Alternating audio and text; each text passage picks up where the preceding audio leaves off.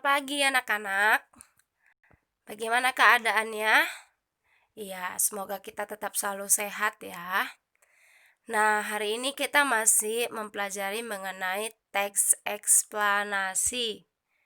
Tujuan pembelajaran kita mengidentifikasi informasi dari teks eksplanasi berupa paparan kejadian suatu fenomena alam yang diperdengarkan atau dibaca dengan memperhatikan struktur, unsur kebahasaan, dan isi secara tertulis. Pada pertemuan hari ini kita membahas mengenai unsur kebahasaan teks eksplanasi. Nah, masih ingat contohnya kemarin ya, gunung meletus? Iya, tentang proses terjadinya gunung meletus.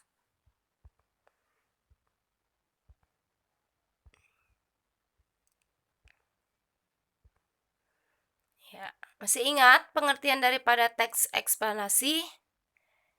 Iya, teks yang menjelaskan proses terjadinya suatu fenomena alam maupun sosial yang terjadi secara alamiah atau tanpa campur tangan manusia. Beda halnya dengan teks prosedur yang berisi tujuan dan langkah-langkah untuk melaksanakan suatu kegiatan sehingga kegiatan tersebut akan berhasil. Berarti menggunakan campur tangan manusia. Oke, masih ingat ciri-ciri umumnya teks eksplanasi yang ya, ada 4. Yang pertama, informasinya berupa fakta. Yang kedua, yang dibahas berupa keilmuan atau ilmu pengetahuan. Yang ketiga, sifatnya informatif atau berisi informasi. Yang keempat, strukturnya merupakan ya, ada 3. Yang pertama ada pernyataan umum, yang kedua ada urutan sebab akibat, yang ketiga ada interpretasi, ya kan? Nah, lihat ini strukturnya. Di pernyataan umum dibuat atau dituliskan proses peristiwa itu. Kayak tadi gunung meletus, berarti proses terjadinya gunung meletus di awal dituliskan. Yang kedua, urutan sebab akibat. Maka ya, dimulai dari awal peristiwa tersebut sampai akhirnya. Ya, langkah demi langkah dijelaskan. Yang ketiga, interpretasi berupa simpulan. Jadi apa yang ada di pernyataan umum dan di urutan sebab akibat diringkaslah dia di bagian interpretasi. Oke, ini dia. Berarti anak-anak, pernyataan umum itu selalu letaknya di paragraf 1, ya.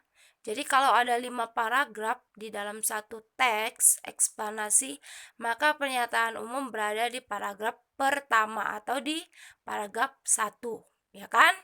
Nah, berarti urutan sebab akibat di paragraf keberapa? Di paragraf kedua, ketiga, keempat, ya. Ada dia di paragraf kelima? Bisa ada, bisa tidak. Kenapa? Karena struktur teks eksplanasi yang ketiga adalah interpretasi atau simpulan. Jadi kalau dalam satu teks ada 5 paragraf, biasanya interpretasi berada di paragraf ke-5. Tetapi bisa juga tidak ada interpretasi di teks eksplanasi. Jadi ada pernyataan umum dan hanya ada urutan sebab akibat. Hanya ada 2, tidak ada interpretasi. Itu dia. Tetapi teks eksplanasi yang lengkap itu memiliki 3 struktur. Ada pernyataan umum, ada urutan sebab akibat, dan ada interpretasi. Nah, hari ini kita membahas mengenai unsur kebahasaan teks eksplanasi ataupun kaidah kebahasaannya.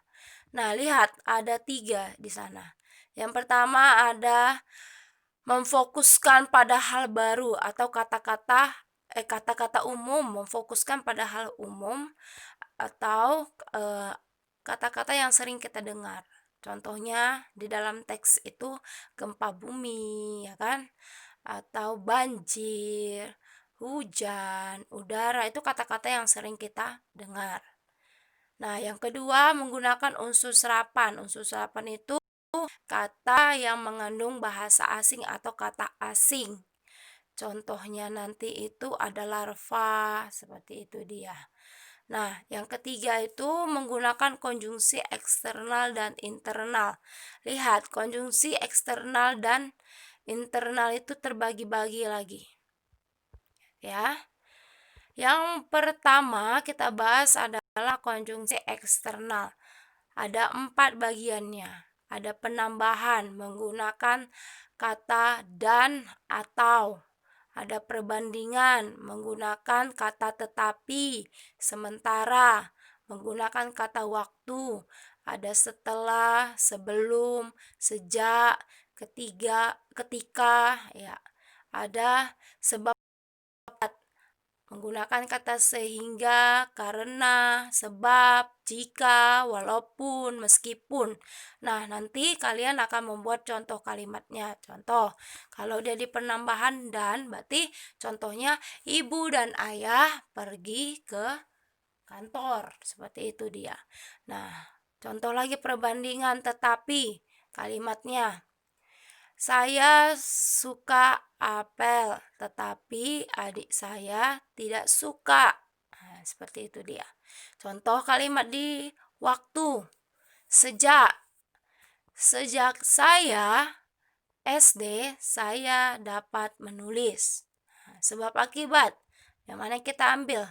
Jika saya sudah besar nanti, saya akan bekerja dengan sungguh-sungguh. Seperti itu contohnya. Nah, lihat di konjungsi eksternal ada 4 juga bagiannya. Tetapi kalau di eksternal dia selalu terdapat di paragraf. Kalau tadi internal di satu kalimat. Nah, penambahannya, lihat katanya yang ada di situ. Selain itu, di samping itu, lebih lanjut. Perbandingannya, ada kata akan tetapi, sebaliknya, sementara itu, di sisi lain. Ada waktu, ada kata pertama, kedua, ketiga, dan selanjutnya. Kemudian, lalu, berikutnya. Ada sebab akibat, ada kata akibatnya, sebagai akibat, jadi, akhirnya.